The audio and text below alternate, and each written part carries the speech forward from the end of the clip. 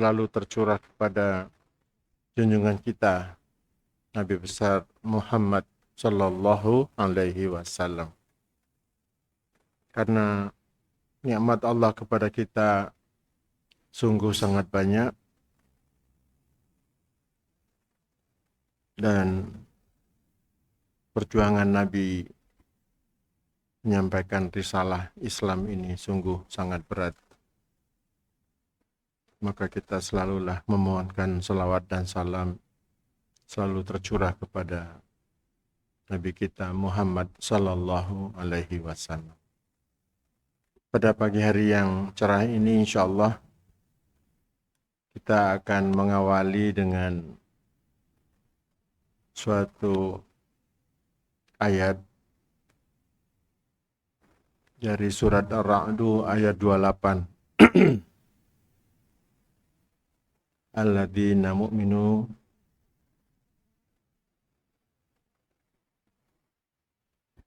Surat Ar-Ra'du ayat 28.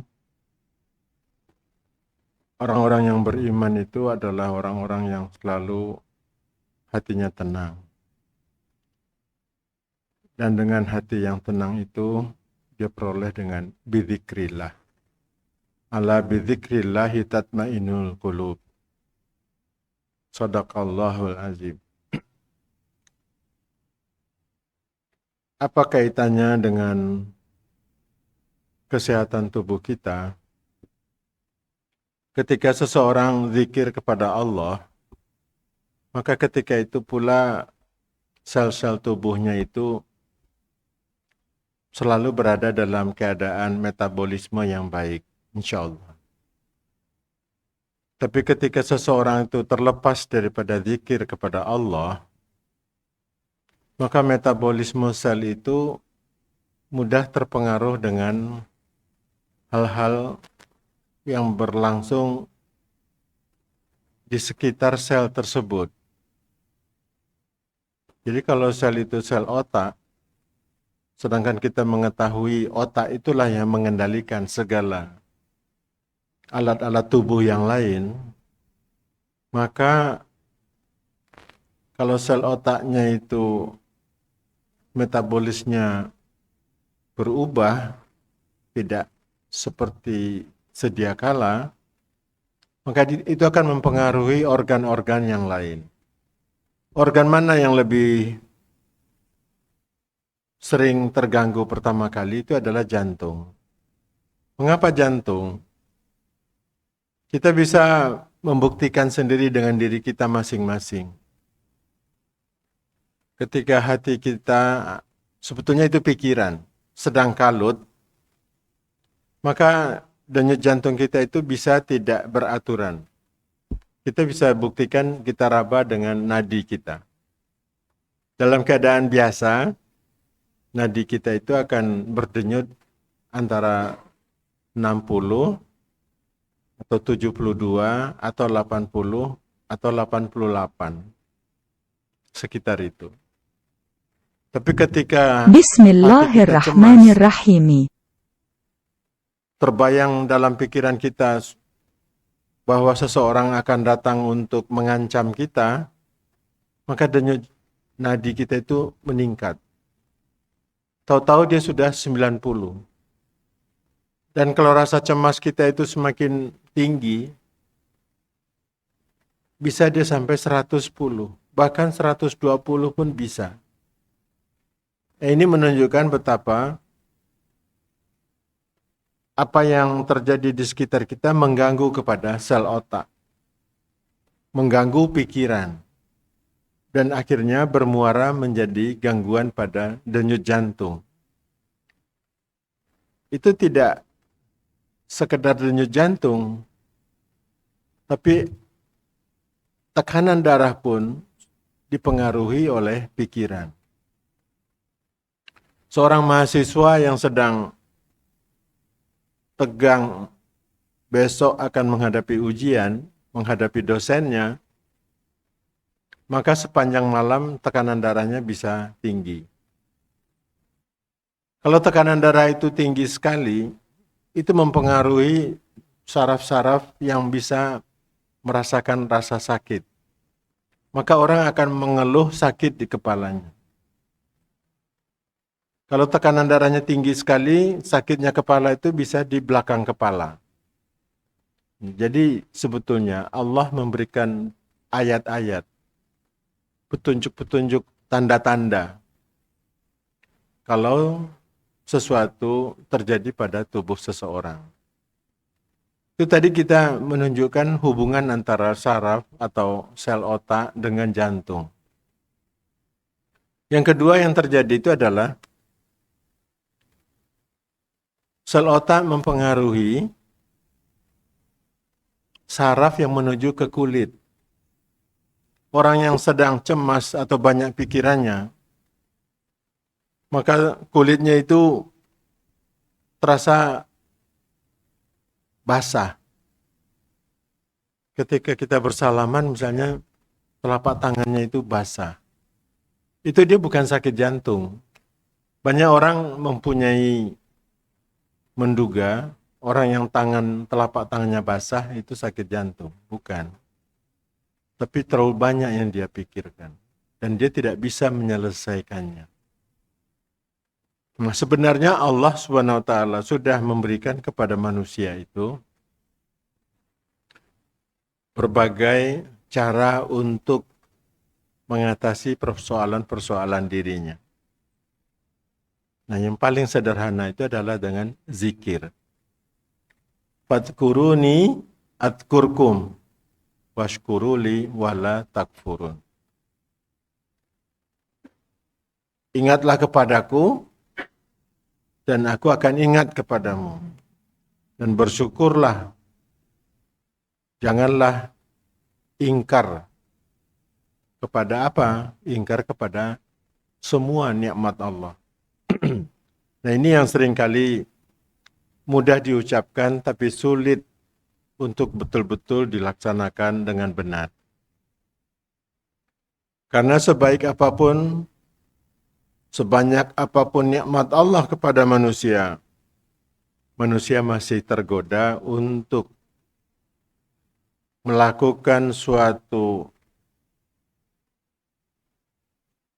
degradasi daripada nikmat Allah tersebut. Andai kata dia diberi nikmat oleh Allah, diberi tambah umurnya misalnya, maka dia kemudian mengeluh, ya Allah, mengapa tubuhku menjadi semakin lemah? Jadi antara nikmat dengan pengurangan nikmat itu mudah terjadi dan sepertinya dinamis. Nah, supaya dia tidak berlarut-larut selalu menurunkan nikmat Allah, maka perlulah kembali kepada zikrullah. Alhamdulillah. Nikmat Allah yang paling besar itu adalah datangnya air ketika tenggorokan kering. Betul Bapak? Datangnya makanan ketika perut lapar. Itu nikmat Allah. Tapi manusia tergoda untuk mendegradasikan nikmat Allah itu. Kok makanannya hanya dikasih kue misalnya. Padahal Allah sudah memberikan nikmat. Tadinya tidak ada menjadi ada. Nikmat berupa makanan ini juga dicontohkan Allah di dalam surat Maryam barangkali insya Allah. Bagaimana Nabi Zakaria selalu menjumpai ada makanan di sisi tempat Siti Maryam berada. Sampai Nabi Zakaria bertanya, dari mana makanan ini? Maka Siti Maryam menjawab, ini adalah dari Allah. Jadi nikmat itu sekecil apapun harus kita syukuri. Termasuk minuman ini. Saya mohon maaf karena saya harus menikmati minuman ini untuk menunjukkan bahwa saya bersyukur diberi minuman. Bismillah. Panas. Ditunda dulu. Nikmatnya ditunda. Alhamdulillah. Nah, disitulah letaknya bagaimana Allah dengan sangat sempurna menciptakan tubuh manusia. Manusia di tengah kegalauannya, begitu dia mengucapkan astagfirullahaladzim, maka rasa galaunya itu hilang seketika. Apalagi kalau dilanjutkan dengan subhanallah, maha suci engkau ya Allah. Maka segala kekotoran-kotoran yang ada di dalam sel-sel otak kita itu dipercepat pembersihannya oleh aliran darah. Subhanallah.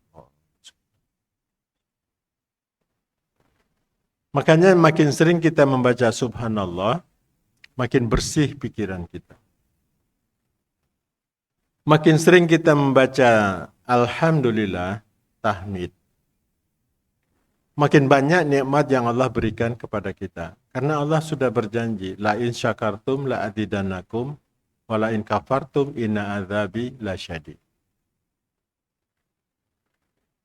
Dan tambahan nikmat dari Allah itu luar biasa, di luar dugaan, di luar jangkauan pikiran manusia. Baiklah.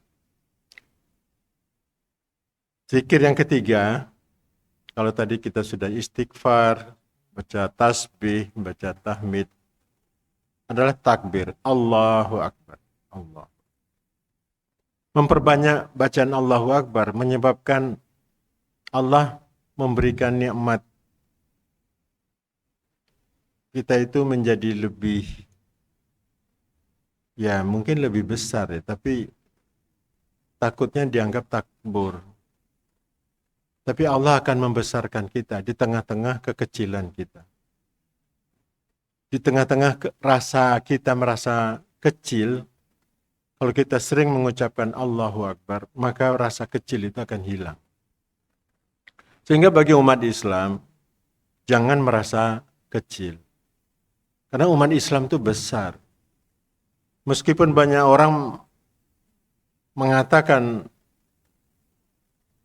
kelompok Islam itu tidak akan pernah menang dalam setiap pemilihan umum. Tapi kalau kita sering zikir Allahu Akbar, Allah akan merubah keadaan. Kok jadi ngerembuk itu ya? Padahal disuruh bicara kesehatan. Baik, jadi kembali lagi ke laptop, kembali ke Riyadhus Shalihin saja.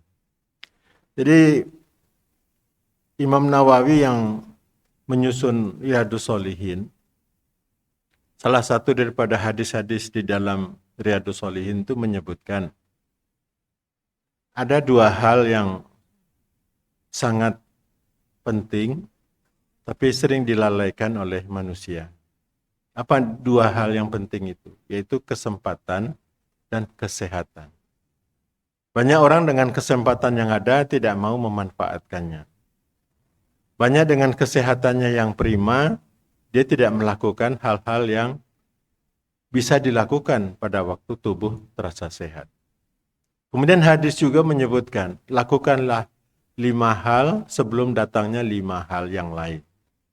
Nah, kita semua sudah tahu itu 5 hal yang harus dilakukan sebelum datang 5 hal yang lain itu adalah ketika kita hidup sebelum datang mati. Mumpung masih hidup, marilah kita lakukan sesuatu. Sehat sebelum sakit. Mempunyai sebelum tidak mempunyai. Kaya sebelum miskin. Sempat sebelum tidak sempat. Jadi 5 hal sebelum datang 5. Jadi dalam rangka menyoroti kesehatan ini, hubungannya dengan zikir tadi itu penyakitnya itu adalah hipertensi. Hipertensi itu adalah penyakit yang mengenai kira-kira 20% daripada penduduk. Jadi banyak sekali orang itu sebetulnya hipertensi. Buktinya apa? Buktinya di tengah-tengah kita, di kalangan kita, banyak sekali kejadian-kejadian yang berasal dari adanya hipertensi. Hipertensi itu apa sebenarnya? Adalah suatu keadaan di mana tekanan darah kita itu lebih tinggi daripada normal. Lah normalnya berapa tekanan darah tinggi itu? Tekanan darah tinggi itu normalnya adalah 120 yang di atas dan 80 yang di bawah. Mengapa ada tekanan darah yang di atas, ada yang di bawah? Yang di atas itu adalah tekanan ketika jantung memompakan darah pertama kali. Jadi jantung kita itu tidak pernah tidur. Dia selalu bergerak. Waktu dia memompa darah pertama, itu tekanan darah kita itu tercatat 120. Kemudian dia mengembangkan dirinya, menyedot darah lagi.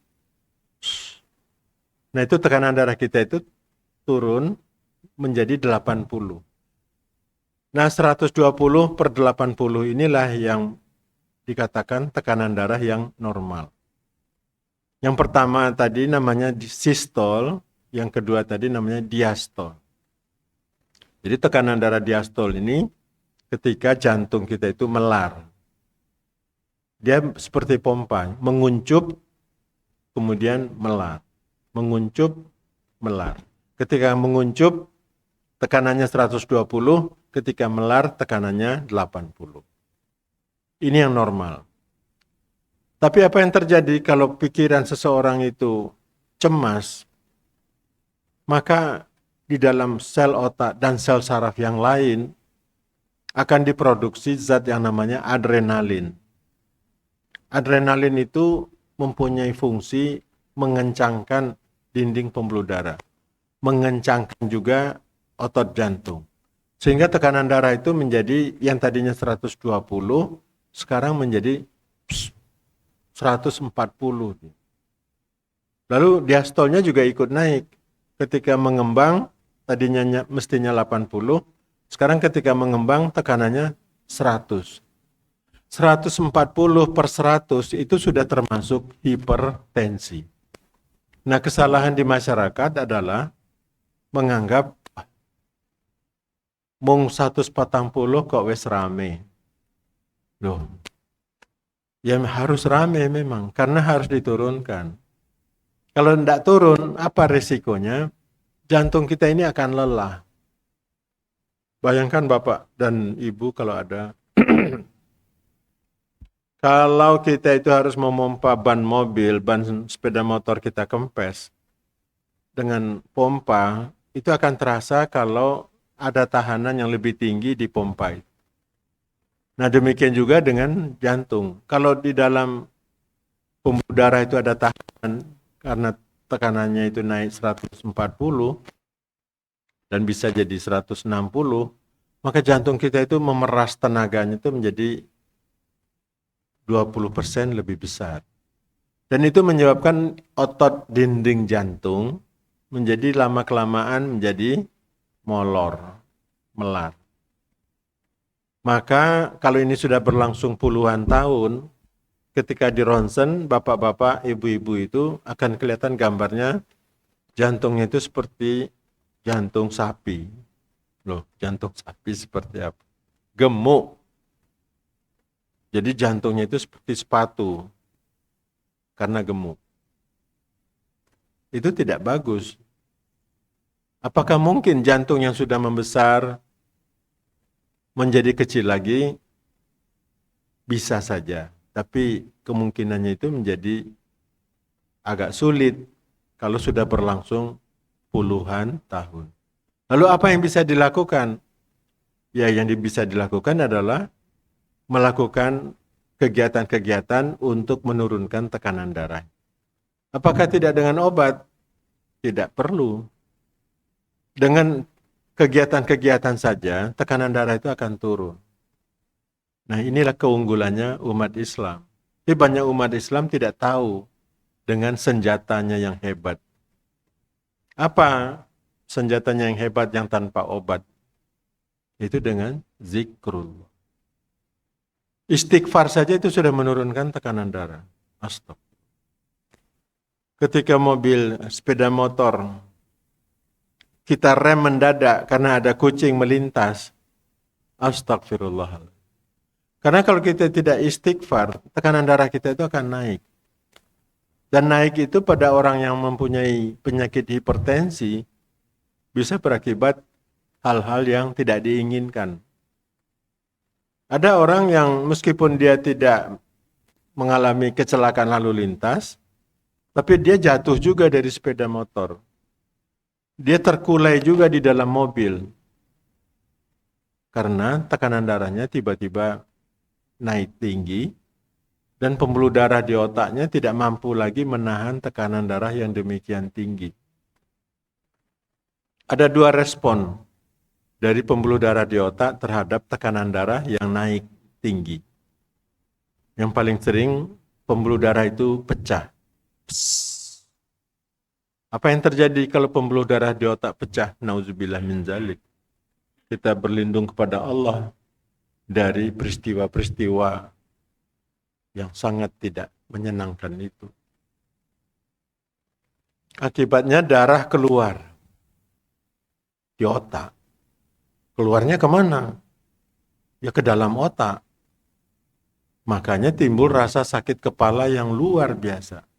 Aduh, kalau kita sedang bawa mobil itu, kita pasti akan meminggirkan mobil. Atau menghantam sesuatu yang ada di depan. Tapi yang sering terjadi itu mobilnya dipinggirkan, lalu orangnya terkulai, tidak sadar, pingsan. Nah itulah yang terjadi di beberapa tempat, beberapa peristiwa, ditemukan orang yang tidak dikenal di dalam mobil, di belakang setir biasanya, dalam keadaan ada yang sudah meninggal, ada yang pingsan. Kita katakanlah dia itu kena stroke. Penyebabnya terutama biasanya stroke perdarahan. Ada yang sempat mencari pertolongan. Dia bawa mobilnya itu ke arah, kalau dari sini mungkin dia bawa ke rumah sakit UMM. Dia parkir baik-baik, dia masuk ke UGD, dia ceritakan, aku sirai loro. Dan diperiksa, CT scan ada perdarahan. Nah itu yang agak baik, artinya bisa membawa dirinya sendiri ke rumah sakit. Tapi banyak sekali, sebagian besar itu tidak bisa. Dan terjadinya itu langsung di tempat di mana kejadiannya. Jadi kalau orang sering zikir, maka insya Allah tidak akan menjumpai hal-hal yang demikian. Kenapa? Setiap zikir itu akan menurunkan potensi meningkatnya adrenalin. Sel-sel tubuh kita itu bertasbih kepada Allah. Apa iya, apa benar? Benar. Apa buktinya? Dalilnya.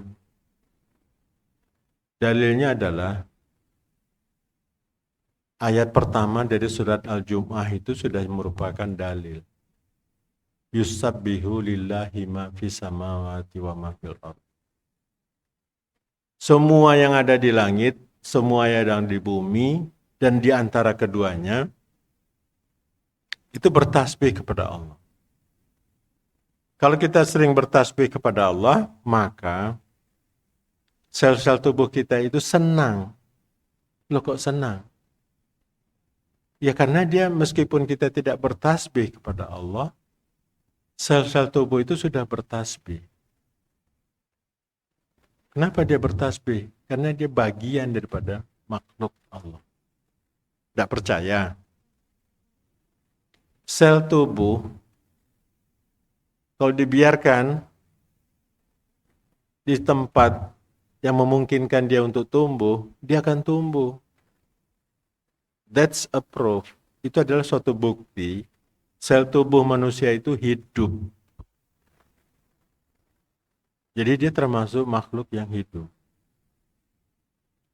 Nah, sebagai anggota makhluk yang hidup, makhluk Allah yang hidup, dia itu bertasbih kepada Allah. Yang sulit bertasbih kepada Allah itu kan manusia. Tapi insya Allah jamaah Masjid Imam Bukhari tidak. Tumbuh-tumbuhan, pohon-pohonan itu bertasbih kepada Allah. Ayat. Gunung pun bertasbih kepada Allah. Burung-burung pun bertasbih kepada Allah. Ketika dia mengepakkan sayapnya itu, Subhanallah, alhamdulillah, subhanallah, alhamdulillah, subhanallah, alhamdulillah, subhanallah, alhamdulillah. Makanya burung pun akan senang dengan orang yang suka bertasbih. Mau buktinya Nabi Daud dalam Al-Quran, dalam hadis. Nabi Daud itu kalau membaca kitab yang diturunkan kepadanya itu Zabur, maka burung-burung pun mendekat. Merasa nikmat mendengarkan Nabi Daud membaca Zabur. Dan kita bisa membuktikan sendiri, kita membaca Al-Quran, insya Allah ada burung-burung yang akan mendekat kepada kita. Untungnya di Malang ini masih ada burung-burung. Jadi burung yang berkicau-kicau di atas pohon itu, kalau kita membaca Al-Quran, dia akan hinggap agak dekat-dekat dengan kita. Dia tidak dekat sekali, tapi yang tadinya dia terbang di atas atap-atap rumah orang, sekarang dia menuju ke atap rumah kita. Jadi nikmat sekali membaca Al-Quranul Karim. Baik bacaannya dikeraskan, baik bacaannya dipelankan, burung pun akan datang. Demikian pula makhluk-makhluk Allah yang lain yang kita tidak bisa melihatnya. Loh, apakah ada makhluk Allah yang lain yang kita tidak bisa melihatnya? Alhamdulillah, banyak sekali. Jadi tidak perlu Allah memperlihatkan kepada manusia. Bismillahirrahmanirrahim. Bahwa ada makhluk Allah yang lain. Dan itulah yang sering menyebabkan kita itu not enjoy, tidak merasa nyaman. Kalau kita melakukan hal-hal yang salah. Kalau kita baik-baik saja, makhluk Allah yang lain itu juga akan baik dan bahkan menjadikan kita sebagai bagaikan raja. Kita perlu apa, keperluan kita itu akan datang. Kok seperti Nabi Sulaiman? Ya, karena Nabi Sulaiman itu adalah Allah berikan contoh. Kalau kalian bisa berbuat seperti Nabi Sulaiman, maka nikmat Allah yang telah Allah berikan kepada Nabi Sulaiman itu pun akan Allah berikan. Tapi tidak ada nas yang mengucapkan seperti itu, tidak. Ini adalah simbol. Ayat Al-Quran itu bukankah hak? Pasti semua orang akan mengatakan ayat Al-Quran itu adalah hak. Benar, maha benar Allah dengan firman-Nya. Sadaqallahul azim. Maha benar Allah dengan segala firman. Makanya apa yang Allah sebutkan dalam Al-Quran, kalau memenuhi syarat-syaratnya juga akan berlaku kepada makhluk Allah yang melakukan hal seperti itu. Dan itu bukan tidak mungkin. Di sekitar kita banyak orang-orang yang istimewa seperti itu. Tapi orang itu tentu tidak kelihatan. Kita tidak kenal. Kita tidak tahu. Dan itu di zaman Rasulullah SAW pun sudah banyak diceritakan di hadis. Orang yang musafir, yang kelihatannya bajunya lusuh, tapi ketika masuk masjid, Nabi mengatakan, itu penghuni surga. Sebelum orang itu datang, Nabi sudah mengatakan, sebentar lagi akan masuk ke masjid kita, calon penghuni surga. Maka tidak lama kemudian datanglah orang. Dan orang itu biasa saja. Dan sholat tahiyatul masjidnya pun sangat biasa, 2 rakaat saja. Maka sahabat banyak yang bertanya, kenapa ya Nabi? Orang itu disebutkan calon ahli surga. Nah, jadi kembali kepada pokok pembahasan kita. Maka dengan kita berzikir itu, langsung produksi adrenalin itu dihentikan. Diturunkan secara drastis. Tidak melonjak-lonjak. Subhanallah, alhamdulillah. Subhanallah, subhanallah, subhanallah. Subhanallah wa bihamdihi subhanallahil azim. Subhanallah wa bihamdihi subhanallahil azim.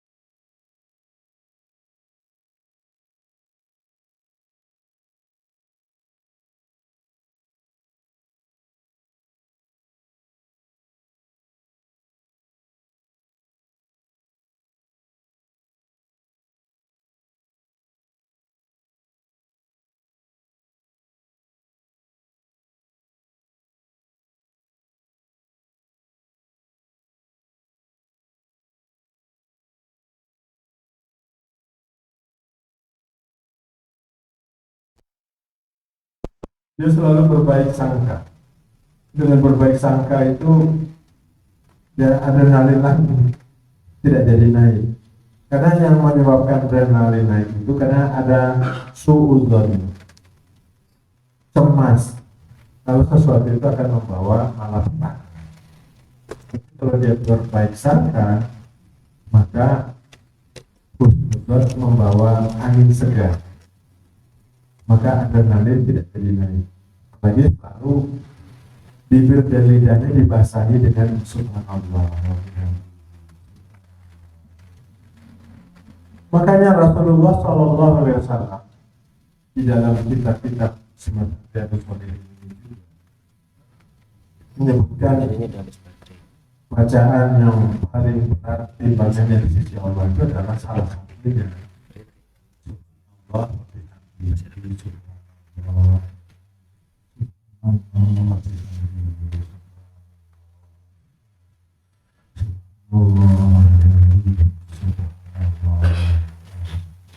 Nah ini saya harapkan bisa masuk ke dalam suasana kekeluargaan di keluarga-keluarga Muhammadiyah. Karena zikir itu milik Muhammadiyah. Jangan kita anggap zikir itu sangat besar. Justru kekuatan kita adalah di zikir, zikrullah. Ala bi dzikrillah tatma'innul qulub. Ar-Rasul di Al-Anfal awal ayat 8 juga Allah menerangkan orang yang membaca Al-Quran, orang yang zikir Allah, Allah berikan ketenangan. Yang memberikan ketenangan kepada kita itu adalah Allah, bukan obat penenang. Jadi kenapa BPJS selalu program-program itu mentok dengan lebih banyak pasien daripada anggaran? Karena tidak ada pendekatan syariah. Coba BPJS itu melakukan pendekatan syar'i, maka anggaran BPJS itu bisa lebih dan bisa digunakan untuk pengobatan yang selama ini tidak di-cover oleh BPJS. Begitu nyebut BPJS tersebut. Karena sekarang ini memang kesehatan kita itu diurus oleh BPJS. Dokter praktek hanya bisa praktek secara fisik. Kalau dia ikut menjadi dokter BPJS. Loh, apa dokter yang non BPJS tidak bisa praktek? Bisa, tapi pastinya orang-orang. Jadi jangan kaget, jangan kasihan dengan dokter-dokter yang non BPJS. Pasien-pasiennya itu adalah pasien-pasien yang istimewa saja. Pasien-pasien yang betul-betul cinta. Dokter cinta nanti dia dicintai pasiennya karena tidak didapatkan rasa itu di zikrullah. Zikir itu menghilangkan penyakit-penyakit kita. Nanti insya Allah kita lanjutkan lagi, karena kelihatannya sesuatu itu harus kita ending ketika kita sedang menikmatinya. Kalau kita sudah bosan baru berhenti, maka yang tinggal itu tetap rasa bosan. Ketika kita sedang ingin, kita hentikan, rasa ingin itu akan terus berpelihara sehingga kalau kita ketemu lagi, kita rindu. Ada rasa rindu di hati kita. Bisa jadi lagu, ada rasa rindu. Monggo Bapak dan barangkali ada Ibu, kalau mau dimanfaatkan untuk dua pertanyaan, insya Allah. Monggo Pak.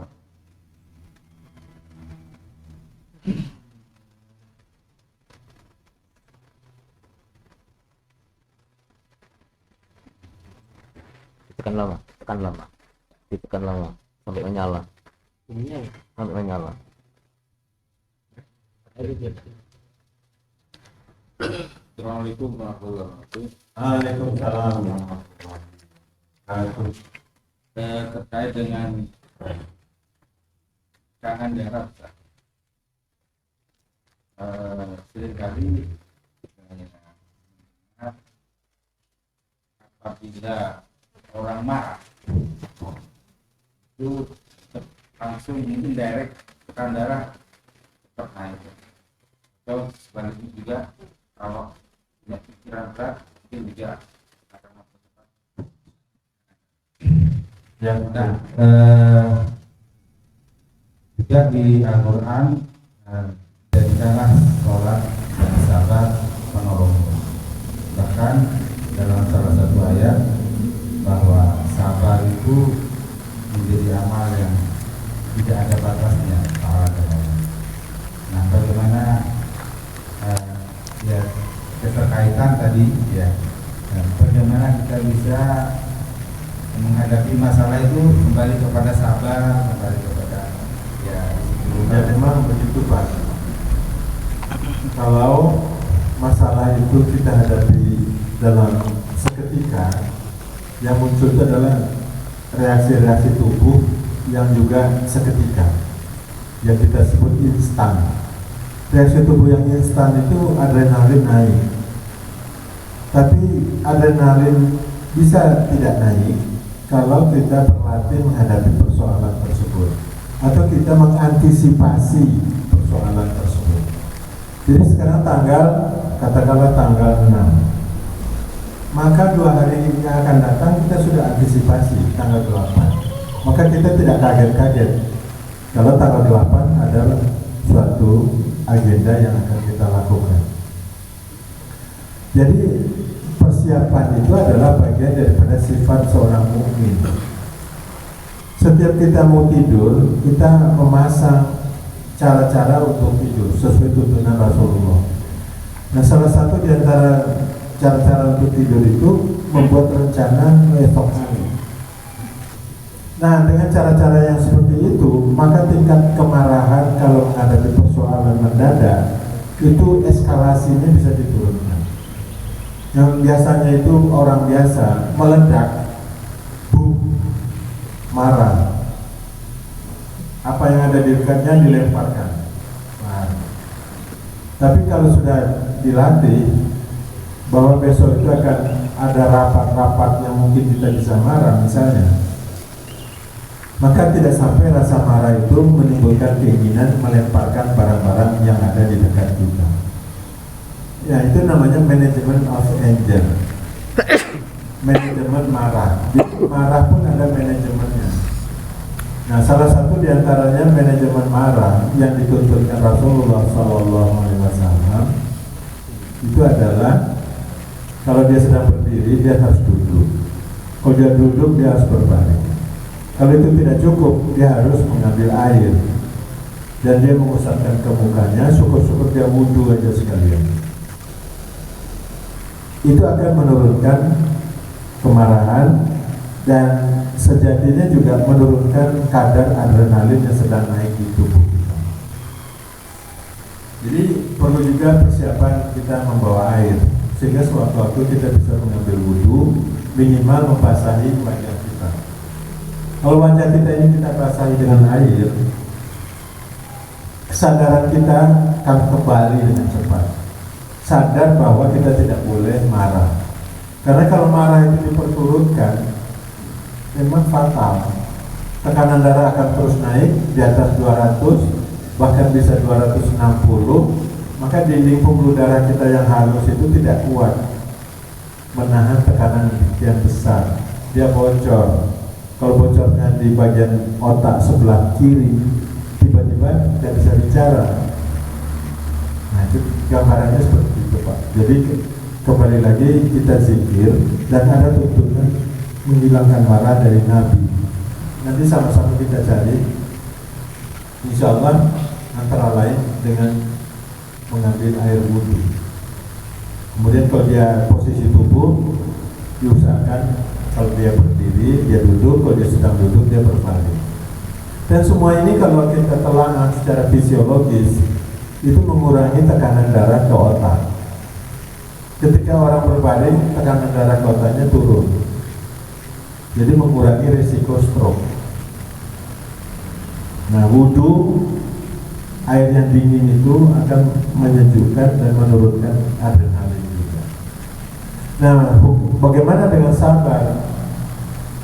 Ayatnya itu kan berbunyi, ya ayyuhalladzina amanu sabri sholat sabri sholihin. Jadi wahai orang-orang yang beriman, mohonlah pertolongan wasta'inu bisabri wassalah. Mohonlah pertolongan kepada Allah dengan sabar dan sholat. Innallaha ma'as sabirin. Karena Allah bersama orang yang sabar. Jadi harus dibarengi dengan sholat. Tidak bisa kita sabar itu tercipta begitu saja, tapi dibarengi dengan sholat. Kita sudah sholat, kita beralasan seperti itu. Kalau kita sudah sholat tapi kita tidak bisa membuktikan kita sudah sabar, berarti secara keilmuan mantik logika, sholat kita itu masih kurang. Nah ini sama dengan halnya ketika Nabi menghadapi orang yang sakit. Nabi mengatakan obatilah dengan madu, orang itu mengikuti, maka dikasihlah madu. Kemudian penyakitnya tidak berkurang, orang itu datang lagi kepada Nabi, ya Nabi, si fulan itu masih sakit, tapi sudah diberi madu. Nabi berkata, kasih madu lagi, sampai akhirnya tidak tahu pada dosis yang keberapa. Akhirnya penyakit si fulan itu sembuh. Dari berita atau hadis yang sangat menarik ini, kita bisa menarik kesimpulan bahwa dosis tertentu dari suatu obat dari Nabi itu kadang-kadang belum diketahui sampai seberapa. Yang penting rutin dilakukan. Jadi misalnya Bapak sudah meminum habatus sauda, dia belum merasakan efeknya, dia minum lagi. Nah, dalam kaitannya dengan sabar tadi, saya sudah sholat, tapi kenapa kok saya tidak ada sabarnya? Anak saya itu kena tangan terus,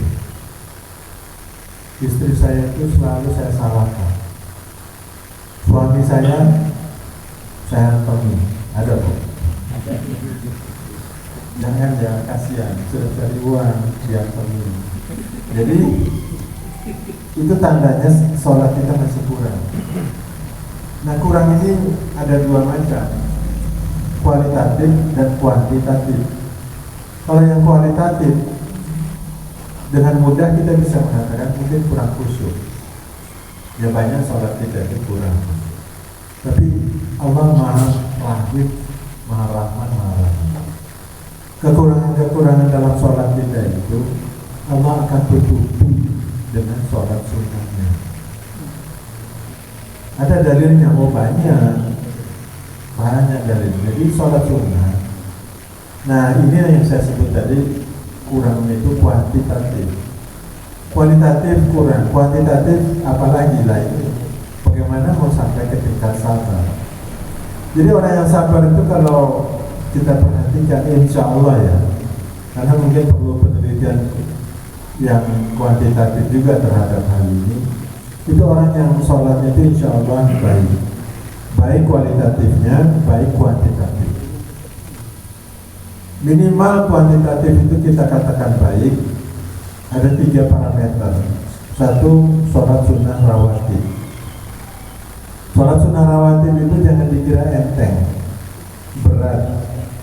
Ada kalanya kita itu sudah tahu ini sudah masuk waktu, tapi kita menunda-nunda ke masjid karena berat mau sholat tahiyatul masjid. Kita mau berharap-harap dalam hati nanti sampai di masjid sudah mau iqamah. Jadi sholat sunnah rawatib itu tidak mudah, harus sedikit ada pemaksaan. Nah pemaksaannya bagaimana? Kita harus hukum diri kita. Kita cubit tangan kita ini. Masih males ya kamu, masih males. Insya Allah nanti jadi sedikit lebih rajin, atau mungkin banyak lebih rajin dengan kita menggunakan punishment kalau kita melakukan kekurangan, kesalahan. Jadi itu mendidik diri menjadi sabar. Jadi judulnya itu insya Allah mendidik diri menjadi sabar, itu dengan persiapan terhadap segala persoalan kita, kemudian sholat, kemudian melakukan peningkatan sholat, baik kualitatif jadi khusyuk, kuantitatif jadi lebih banyak lagi sholat. Nah selain rawatib, parameter yang kedua itu adalah sholat duha. Parameter yang ketiga adalah sholat tahajud. Kalau tiga-tiganya sudah dilakukan, insya Allah menjadi manusia yang sabiri, walaupun namanya bukan tak sabar. Sabirin, insya Allah selalu ada jalan keluar bagi orang itu terhadap apapun yang terjadi pada dirinya. Karena yang membuat kita itu menjadi sakit itu adalah terlalu memikirkan hal-hal yang di luar daripada ekspektasi kita. Harusnya anak kita tuh lulus, tapi ini kok tidak lulus. Itu buat sebagian orang suatu hal yang memukul, bisa sakit. apalagi kalau terjadi pada banyak hal. Nauzubillah min dzalik. Jadi perlu nikmat yang kedua.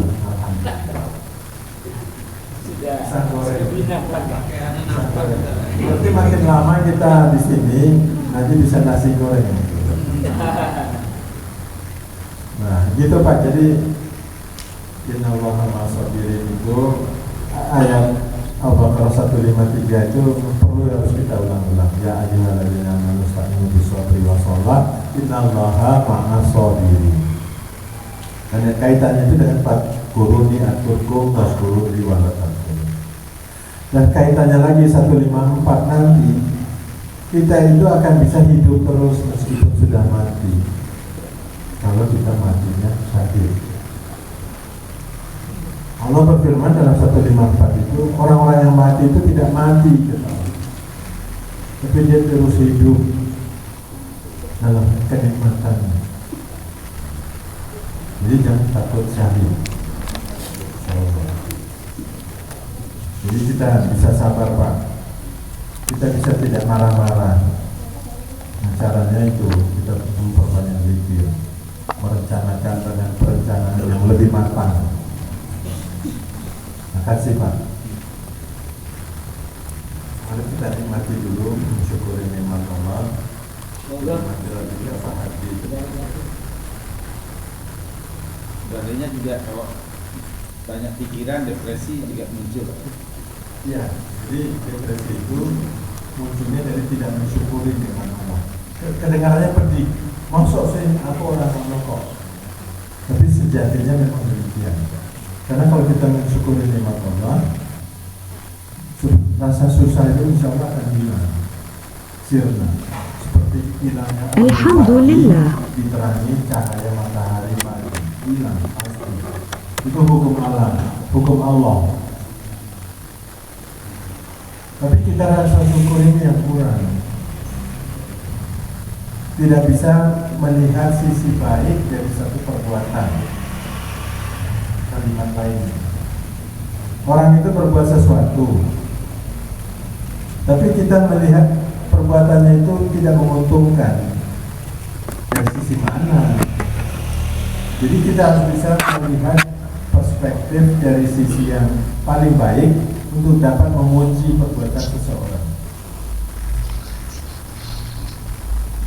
Ada orang yang bawa mobilnya itu gerusa-gerusu. Kita lihat, kita melihat saja bawa mobil kayak gitu. Nah itu kata-kata seperti itu jangan keluar dari kita. Bismillahirrahmanirrahim. Lebih baik kita istighfar dan astagfirullahaladzim. Mudah-mudahan Allah memberi petunjuk. Nanti mobilnya itu bisa jalan lebih baik. Karena Allah itu berbuat sekehendak. Alhamdulillah. Allah ala kulli syai'in qadir. Kita bolak-balik membaca itu innahu huwa ala kulli syai'in qadir. Tapi kita selalu menganggap kitalah pahlawan. Hanya kita yang bisa merubah bangsa ini. Tidak. Allah yang akan merubah. Nah keyakinan ini yang harus ditanamkan kepada umat. Walaupun kita ini umat yang sangat tidak berdaya, tapi kita bersama Allah. Innallaha ma'as-sabirin. Jadi sabirin itu bukan kata-kata menyerah, bukan. Pemuda-pemuda Muhammadiyah jangan takut dengan kata-kata sabirin. Itu bukan kata-kata lemah. Justru kita menjadi kuat dengan sabirin. Karena pada waktu kita masih muda, saya merasakan saya paling bolak-balik ceritanya sabar, bolak-balik ceritanya sabar. Tapi sekarang saya merasakan ternyata dalam sabar itu ada kekuatan. Itu bukan kelemahan. Sabar itu lambang kekuatan. Cina kenapa bisa bangkit? Karena dia sabar. Bolak-balik barang-barang Cina itu dimaki-maki. Alah barang Cina itu. Tapi sekarang orang Indonesia pakai mobil Cina. Jadi kita termakan dengan ucapan kita. Lebih baik kita memakan pisang daripada memakan ucapan sendiri. Bismillahirrahmanirrahim. Sekalian saya sedikit. Ya. Boleh ya. Kan sekarang sebenarnya dihubungkan darah tinggi itu terkait dengan makanan. Jadi ini dilarang, ini dilarang. Apakah betul? Artinya apa juga harus ada upaya untuk itu juga? Ya betul Pak. Terkait dengan makanan. Coba diulang lagi Pak, saya lupa agak jelas sedikit. Ya, kadang kan kalau sudah kena darah tinggi, orang tuh banyak larang-larang makanan, seperti tidak boleh banyak garam, banyak gorengan, apa. Apakah memang penyebab utamanya makanan atau memang karena ya di luar makanan tadi? Kalau saya beranggapan memang ada unsur makanan, tapi makanan yang mana? Yaitu yang mengandung banyak garam. Nah garam ini sekarang namanya bukan garam, itu repotnya. Namanya bisa micin. Micin itu sebetulnya garam juga. Ajinomoto itu garam juga. Tidak tahu bagaimana caranya di dalam tubuh dia akan berproses menjadi semacam garam. Dan itu akan meningkatkan tekanan darah. Jadi kita lebih baik tanpa macam-macam bumbu itu. Dan makanya Nabi SAW, Nabi Muhammad SAW dalam hadis diberitakan kalau mau menambahkan garam itu bukan ke panci, tapi garam itu ditaruh di meja. Kalau Nabi ingin menambah kenikmatan makanan yang akan beliau makan, itu dikasih garamnya ketika akan dimakan. Nah itu aman. Jadi garam itu berbahayanya ketika dicampurkan ke dalam makanan di panci. Jadi ketika dia itu dimakan bersama-sama, sesaat mau disuapkan ke mulut, dia tidak apa-apa, insya Allah. Jadi kuncinya makanan itu ada di garam. Yang kedua, ya tentu saja yang perlu banyak gajinya. Yang ketiga, yang banyak mengandung protein inti purin, yang sederhananya dibilang mengandung asam urat. Sebetulnya dia tidak mengandung asam urat, tapi dia itu mengandung protein inti purin yang nanti di dalam tubuh kita berubah menjadi asam urat. Itu lebih tepat. Jadi yang utama adalah mengatur pikiran. Kalau pikirannya kemerungsung, biarpun sudah diet, ya tetap saja tekanan darahnya akan tinggi. Jadi sifat kemerungsungnya ini yang harus ditekan, dihilangkan. Orang kemerungsung itu karena tidak bisa manajemen waktu. Sudah jelas, kendaraan itu akan berangkat jam 7. Jam 7 kurang 10 masih di rumah. Nah itu tentu saja kemerungsung. Ya berangkatlah 2 jam sebelum, pasti sampai. Jadi apa namanya itu? Jadi sikap kita yang harus kita tata. Dan seluruh ubudiyah di dalam Islam itu ujung-ujungnya adalah menata sikap. Mengapa kita kalau sholat itu harus berdiri lurus? Kok tak boleh sambil leyeh-leyeh?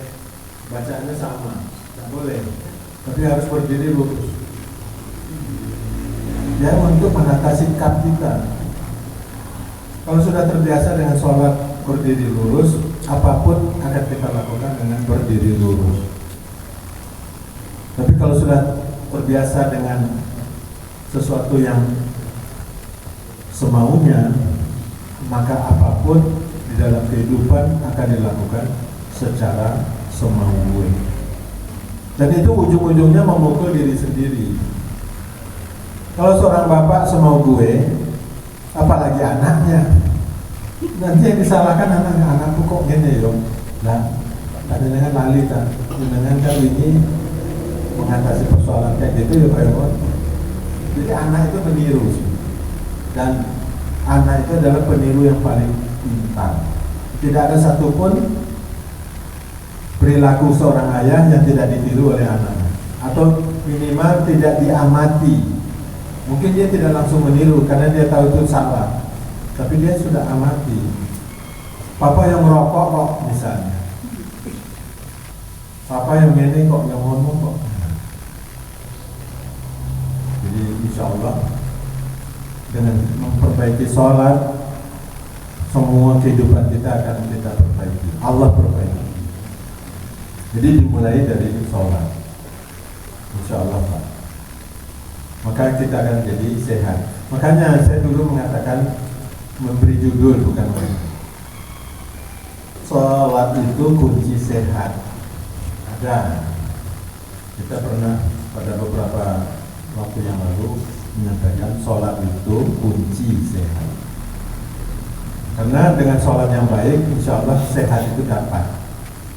Walaupun katakanlah kita tidak berusaha keras jadi sehat, tapi kita sholat saja lah teratur dan sesuai dengan tuntunan, maka kita terhindar dari macam-macam penyakit. Penyakit lutut, penyakit pinggang, itu yang banyak dikeluhkan. Itu karena nauzubillah min dzalik, mungkin sholatnya tidak teratur. Sekali-sekali sholat, sekali-sekali tidak sholat. Nah pas sholat, lututnya tidak mau ditekuk. Nauzubillah min dzalik. Tapi kalau rutin, insya Allah akan terus bisa bekerja sama lutut kita itu dengan kita. Karena Allah itu Maha Rahman, Maha Rahim. Amin.